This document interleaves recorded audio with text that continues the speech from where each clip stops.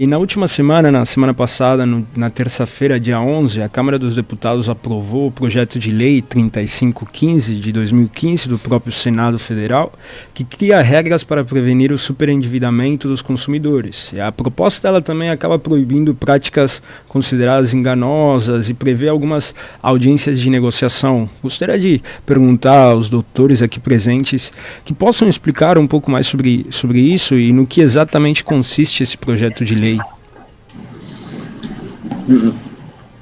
Posso falar, doutora? Pode.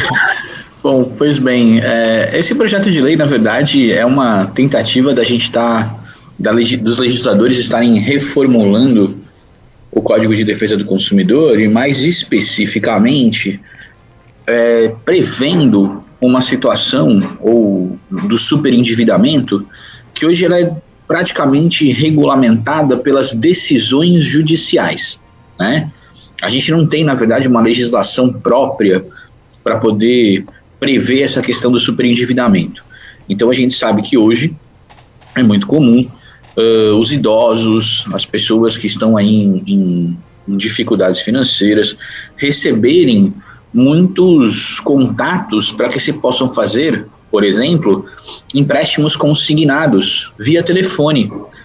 Fora aqueles que, simplesmente por fazerem parte de uma carteira, né, de um banco, por exemplo, ou de uma financeira, acabam vendo esses valores depositados nas suas contas sem nunca ter feito nenhum desses pedidos. E aí, infelizmente, por uma falta de controle ou uma falta de hábito em controlar as suas finanças, acabam se utilizando de valores da qual nunca pediram.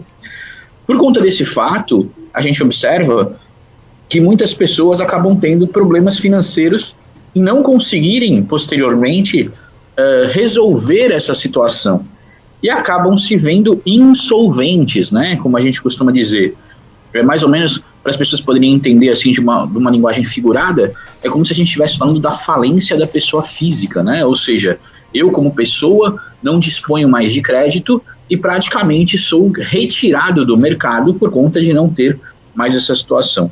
Então a ideia desse projeto é efetivamente conseguir estabelecer, com base nos critérios de boa-fé, especificamente essa questão do superendividamento, permitindo inclusive que se por algum motivo você fizer um contrato desses relacionados a esses empréstimos via fone, você tem a possibilidade até mesmo de desistir desse contrato em até 7 dias úteis, mesmo tendo recebido o valor na sua conta. Você tem a possibilidade de devolver esse valor, né, diante dessas situações. E prevendo algumas outras características, como a possibilidade de você, dependendo da situação, é lógico, mas poder renegociar esses débitos num prazo de até 5 anos, efetivamente dividido em prestações e situações desse sentido. É um projeto extremamente interessante para poder regulamentar juridicamente uma coisa que fica na mão dos juízes hoje. E dependendo da forma que o juiz consiga entender sobre aquele assunto, ele defere ou não defere esses requerimentos relacionados a esses empréstimos consignados ou esses empréstimos que são feitos e que acabam trazendo esse superendividamento. A gente sabe que hoje em dia 30%, né, da nossa renda pode ser comprometida com essa situação desses empréstimos e negociações, e 5% relacionado ao cartão de crédito. Então a gente teria aí 35%, que seria o nosso limite máximo, né? Mas isso é uma situação que muitas vezes, dependendo do caso concreto, os juízes acabam tendo alguma dificuldade em conseguir entender isso e a forma dessa questão do superendividamento. Com esse projeto, né, uma vez aprovado e uma vez alterado o Código de Defesa do Consumidor, a gente vai ter uma legislação objetiva, ou seja, a gente vai ter aonde poder estar lendo e onde poder estar sendo seguido da melhor maneira possível. Doutora Isabela, essa lei... Eu acho... Pode falar. Fala. Não, eu ia fazer a pergunta, pode falar. Eu acho muito importante esse projeto, essa questão do superendividamento, né? Quando a pessoa ela não tem mais como quitar as dívidas, ela foi somando várias dívidas, não só do valor aí do consignado, mas ela fez várias compras, né? Essa sociedade de consumo, do impulso, e ela não percebeu o quanto que a soma de todas aquelas parcelas estaria comprometendo o orçamento dela. Então, quando chega a um ponto em que a pessoa não consegue mais quitar essas dívidas, haveria a possibilidade dela procurar os credores para que ela fizesse um planejamento desse pagamento ao longo de até 5 anos, deixando, é claro, um mínimo para que ela possa viver, para que ela tenha aquele consumo básico. Isso é muito importante, principalmente porque assim, o projeto de lei ele tem 2 pilares, que é a educação e a informação. Porque não adianta só a gente dar a informação para a pessoa, dizer, olha, você só pode comprometer até X% da sua renda, você precisa fazer um planejamento. A maioria das pessoas não entende o que é um planejamento financeiro, não sabe como administrar o seu orçamento. Então, é preciso que a gente dê essa educação, até começando de preferência nas escolas, para que as pessoas estejam preparadas para viver nessa sociedade de consumo e administrar essas rendas. O projeto, ele já prevê tudo isso, então é uma mudança radical. Então, nós teríamos aí alteração no Código de Defesa do Consumidor e no Estatuto do Idoso também, né? Porque acabam sendo as pessoas mais afetadas por conta desse empréstimo consignado. Então, é necessário que aqui o governo faça uma rede de proteção. As pessoas não estão preparadas para isso. E a gente encontra aí mecanismos de defesa só para empresas. Realmente a pessoa física não tinha nenhuma defesa.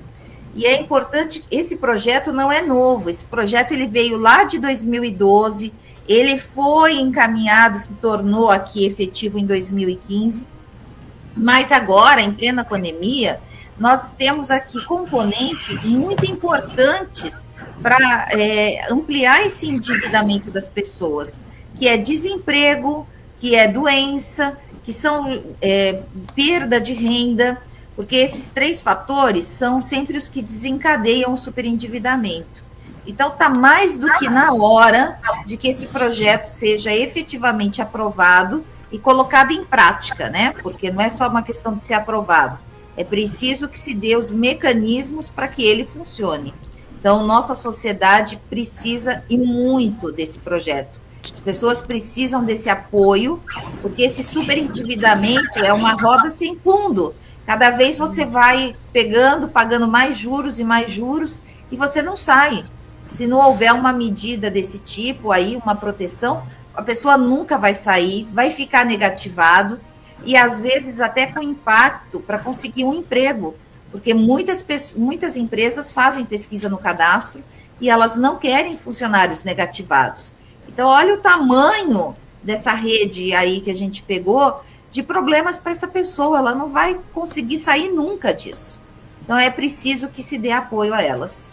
Sim, doutora, você tocou no assunto de educação financeira, algo que muitas vezes as pessoas não têm, né, essa conscientização sobre essa educação financeira, ou não tem muitos conhecimentos, né, nesse assunto, e que nós vemos muitas vezes só algumas propagandas enganosas, né, sobre alguns créditos, sobre expressões como sem juros, gratuito, sem acréscimo, e essa proposta de lei nós vemos que vem para regulamentar isso também, né.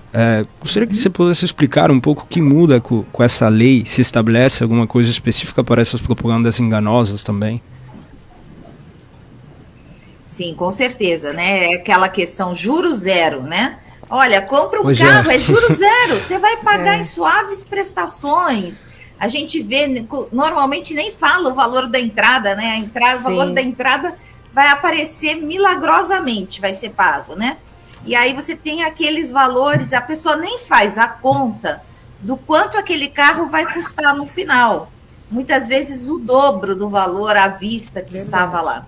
Então, esse dever de informação, de que esteja tudo claro, ele está lá incluído, porque as pessoas precisam poder fazer essa conta, elas precisam ter essa orientação. E realmente, hoje em dia, a gente não faz, a maioria das pessoas a gente não fazem, né? Então, olha, a mesma coisa, em suaves parcelas, compra, todo mundo pode comprar. Só que uma parcela mais outra, depois ela se torna inviável no final do mês, né? Sim. Esse é o problema. Verdade. A gente precisa deixar claro até, é muito importante essa fala da doutora Isabela, porque essa ideia de juros zero não existe, né? Deixar bem claro isso para todos os nossos ouvintes. Na verdade, esses juros já estão embutidos dentro da prestação Exato. Que a gente está pagando, né? Então, a ideia dos juros zero, essa questão não existe. A lei vem exatamente nesse momento para coibir expressões como essa, né? Para que, com base numa situação que a gente chama de boa-fé, né? Exatamente para impedir que situações como essa possam estar trazendo essa informação. É importante até a gente poder contar uma experiência que acho que várias pessoas têm, né? Inclusive os nossos ouvintes. Você entra em qualquer loja, de qualquer segmento, não importa qual seja, geralmente isso acaba acontecendo muito em shopping center, né? A pessoa vai lá e fala assim, olha, eu quero comprar essa situação X, seja uma roupa, seja uma joia, seja um calçado, seja qualquer coisa, não importa. E aí você fala assim, olha, tudo bem, eu tenho esse dinheiro aqui para poder pagar à vista. Não, a gente aqui, na verdade, é o mesmo preço à vista ou em 10 vezes, né? Tá na cara que os juros já estão embutidos na prestação de 10 vezes, e as pessoas acabam optando, então se é a mesma coisa eu vou pagar em 10 vezes. Mas na verdade esses 10 vezes o juros já está lá colocado, né? O que a pessoa não está querendo te dar é o desconto do seu pagamento à vista, porque para ela vale mais a pena receber em 10 vezes, né? A situação pelo cartão de crédito, enfim. Então tem várias informações que esse projeto também visa coibir, como bem lembrado pela doutora Isabela. Eu acho que tem mais uma coisa importante para a gente colocar, que não está se incentivando a dar o calote na praça, né? Nas lojas. E esse projeto, ele é bom para as lojas também. Por quê? Essa pessoa que se qualifica dentro do projeto, esse super endividado, ele provavelmente ele não vai conseguir pagar nada. Então, o credor não vai receber nada. Então, quando é feito o acordo, né, nesses moldes propostos, a loja vai receber sim, aquele credor vai receber alguma coisa. Então, é melhor receber alguma coisa do que nada. E outra coisa, esse credor, depois que ele acabar de fazer o pagamento, esse planejamento, que seja em 5 anos, ele continua por 2 anos sem poder fazer novas prestações. Então, é uma forma também de educação, porque ele não vai sair, olha, eu estava super endividado, fiz aí esse planejamento, paguei meia boca o que eu estava devendo e já estou aqui fazendo novas dívidas e assim eu vou continuar. Não, enquanto ele está pagando e 2 anos após, ele não pode fazer novas dívidas. Então, isso é muito importante, ninguém está aqui colocando um projeto que é meia boca, que está incentivando o calote. Não é assim. O projeto ele é bem fundamentado, existem diversas regras a serem colocadas. Então, eu acho que ele está bem edificado, está bem colocado e vai ser bom para os dois lados, para quem deve e para quem tem a receber. E essa lei se aplica a que tipos de consumo? Que tipo de produto que ficou de fora? É todos os tipos de consumo? Não, débitos trabalhistas não entram, débitos fiscais não entram, existe uma série de questões aí que não podem ser financiadas, colocadas nesse projeto, né? Entendi. Então, assim, é realmente para dívidas de consumo. Entendi. E existe alguma sanção para quem fizer esse tipo de propaganda enganosa? Com certeza. Realmente, a lei, ela é de educação e prevenção, né? Para que não haja essas reiteradas propagandas que levam o consumidor ao superendividamento. É uma mudança de postura, né? Vale lembrar que, regra geral, quando a gente fala dessas restrições, a gente vai sempre para aquele quesito multa, né?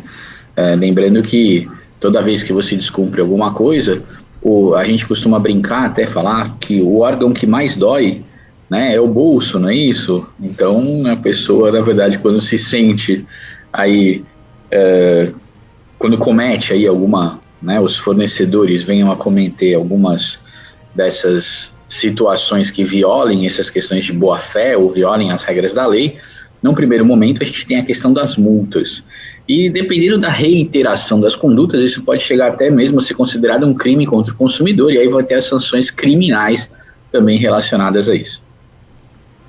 Entendi.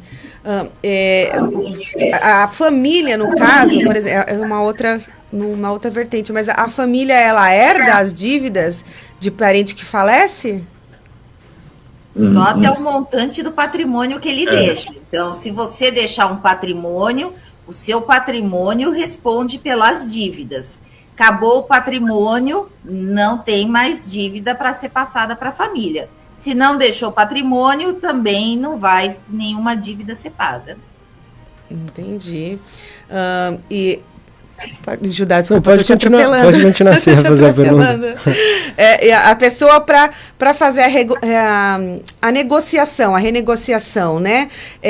Antes de chegar no PROCON, ela pode chegar na loja? Qual é o caminho para essa pessoa fazer essa renegociação? Quando a gente fala em renegociação, a gente tem que lembrar que essa possibilidade ela já existe hoje, né? Vamos deixar bem claro isso, né? Independente da lei. A lei vem simplesmente a poder regulamentar algumas situações. Por exemplo, o PROCON hoje não consegue fazer renegociações de dívidas de determinadas situações exatamente porque não tem uma previsão legal. Então, a pessoa vai lá, faz uma reclamação no PROCON, o fornecedor, né, ou quem tem o crédito, simplesmente diz assim, eu não tenho nada a ver com isso, eu não quero negociar nada, ponto final. Muitas vezes nem responde essa situação, né? O que a lei está permitindo é que agora o PROCON e outros órgãos de defesa do consumidor também possam auxiliar nessa renegociação antes de chegar no Poder Judiciário, né? Então, existe aí uma possibilidade, né, o que a gente chama, né, no meio jurídico de meios alternativos de soluções de conflitos, né? Ou seja, a gente não ficar querendo resolver tudo lá perante o juiz. Existe a possibilidade de estar se resolvendo isso em outros órgãos, né, de esferas de consumo, para que isso possa não ter que se chegar até o judiciário para poder bater um martelo e dizer lá como é que vai funcionar as coisas. Então existe a possibilidade dessas composições serem realizadas em outras formas que hoje a lei, né, deixar bem claro isso, não prevê essa possibilidade, né, imediatamente. Fica a critério do fornecedor, ou seja, daquela pessoa que tem o crédito para receber, para poder negociar com você se ela quiser, né? É aquela história do banco aparecer lá com aquelas contas milagrosas, né, que diz assim, olha, vou resolver aqui o seu problema, vamos colocar uma prestação que cabe no seu bolso. E realmente, né, aí a prestação cabe no bolso, só que o cara vai pagar em tantas vezes que fatalmente ele vai acabar morrendo e não vai conseguir pagar tudo no final das contas. Verdade. Então, é mais ou menos para acabar com uma situação como essa e regulamentar isso, e essa possibilidade foi criada. Sim, doutor, em relação ao desconto em consignado, minha pergunta vai no sentido de qual o limite que pode ser descontado. Hoje nós temos um limite atual que pode ser descontado do salário líquido, né? E se esse texto que foi aprovado, ele prevê uma mudança nesse desconto consignado, o limite muda, como que fica agora? Na verdade, as ideias é que os limites ainda permaneçam os mesmos, de 30%, tá? E mais 5% no cartão de crédito. Né? Lembrando que isso são condições corriqueiras relacionadas a isso. Eu acho que a gente sabe que, por exemplo, para os militares, e aí a gente não está falando policiais militares, a gente está falando dos militares do Exército, né? Existe uma situação diferente, porque a legislação é diferente, né? Mas basicamente as regras são as mesmas, 30% em relação a isso, aos seus recebíveis, e mais 5% em relação ao cartão de crédito. O problema exatamente é como a gente calcula esses 30%, porque para alguns é 30% sobre a renda líquida, para outros é 30% sobre a renda bruta, e aí se começa a ter toda uma discussão, né, para poder calcular isso. Basicamente, a conta de 30% é 30% tirando o INSS e o imposto de renda. O que sobrar, na verdade, está dentro da conta para a gente poder estar fazendo isso. Tudo bem? Porque senão eu começo a impor despesas a mim e para poder fraudar esse limite de 30%, né? Então eu, de repente, vou lá e vou comprar um carro super esportivo cuja prestação vai ficar extremamente alta, vai ser descontado diretamente lá do quanto eu vou receber, pela negociação que eu fiz, e aí eu tiro disso, e aí os meus 30% do líquido vai virar um valor muito abaixo, né, da situação. Então, a lei também veio para regulamentar essa questão, ou seja, o que é 30% do meu líquido? É 30% menos INSS, menos imposto de renda.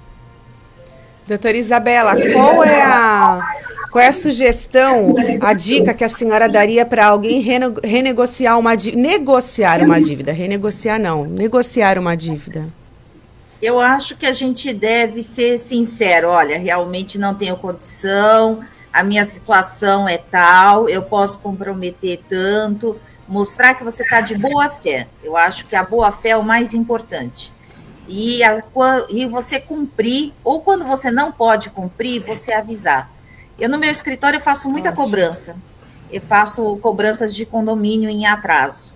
E eu vou ser sincera que quando eu tenho um acordo, e aí aquele devedor me liga e diz, olha, eu estou com um problema, eu vou atrasar 2, 3 dias, eu perdoo. Ele me telefonou, ele me avisou, ele me disse, olha, eu vou atrasar aqui por esse motivo, mas eu já estou aqui pagando, doutora, dá tal. Claro que é uma coisa assim, fora do normal. Sim. Você combina, então aquilo lá foi combinado.